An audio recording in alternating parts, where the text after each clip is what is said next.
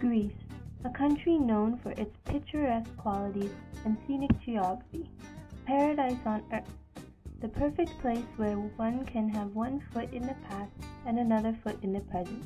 Recently, the Western world's views of Greece has become a skewed one of economic instability, making Greece appear as an unstable nation.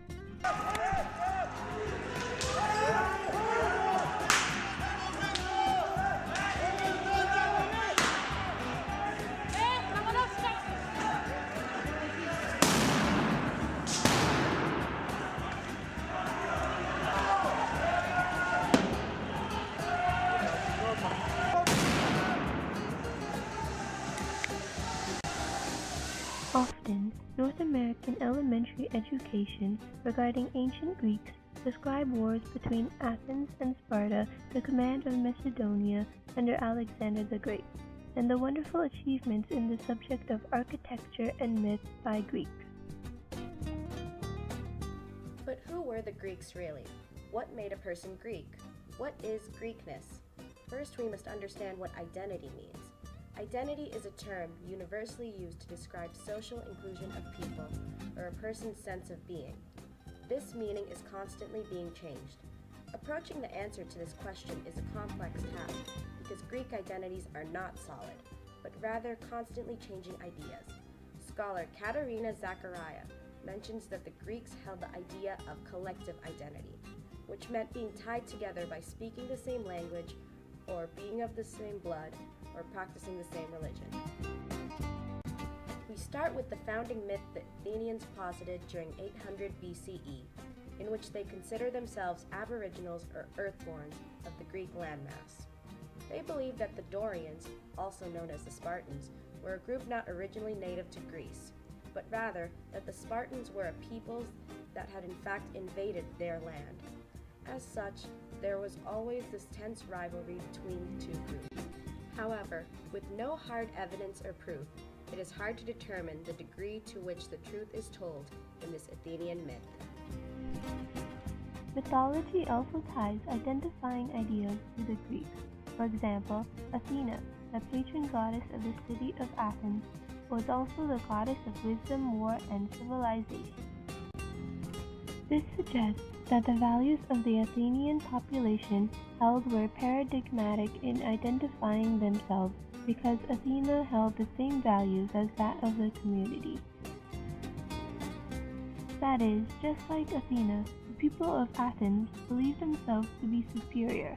They also considered themselves a group of strong defenders when it came to their beliefs. Myths were important at this time for being more than just foundational stories. They were also cautionary tales about the dangers of the world. Myths during the 8th and 7th century BCE were about fighting forces outside the city-state. Heroes such as Heracles had to fight monsters and people, as did real-life seafarers and merchants, who were often cautioned about these dangers. They had to adapt and use their skills and intellect to get into the good graces of the gods to survive these ordeals. These myths influenced the Greek penchant for always being prepared for battle. The different identities that distinguished the Greeks from their fellow people in other city-states remained separate. For example, Sparta was strictly dominated by militaristic actions, and the main interest of the people was the development of weapons for warfare. There was a similar mentality later on with the Macedonians. City-states had coins that varied in design. They also had different dates and names on their calendars, as mentioned by Zachariah. Based on the inscriptions that have been recently discovered, around the 4th century BCE, shared citizenship rights began to become more and more common among certain city-states and places, like Syracuse and Antandros. Furthermore, many city-states began to include demes into their political process, that is, townships with constitutional measures to dictate territorial bodies, which were more tolerant of women and foreigners in society, even though women weren't allowed to be directly involved in political matters. They were still integrated into the citizen population and took more notice of social matters. Since the meaning of identity was constantly being adapted, upon the arrival of people conquered by Greeks, such as Persians, a new attitude of outsiders as uncivilized began to form. Those not considered Greek were termed barbarians, and this identity was defined as not being able to speak, write, or reason in the Greek language. Furthermore, Greeks from different city-states began to agree with each other that barbarians were those who could not control their passions about food, drink, or intimate activity. Originally, the Olympics that took place in Olympia were meant to impress the Greek god Zeus, who was seen as the father of all gods. Barbarians did not participate, and the event was solely meant for those considered Greek. But that began to change.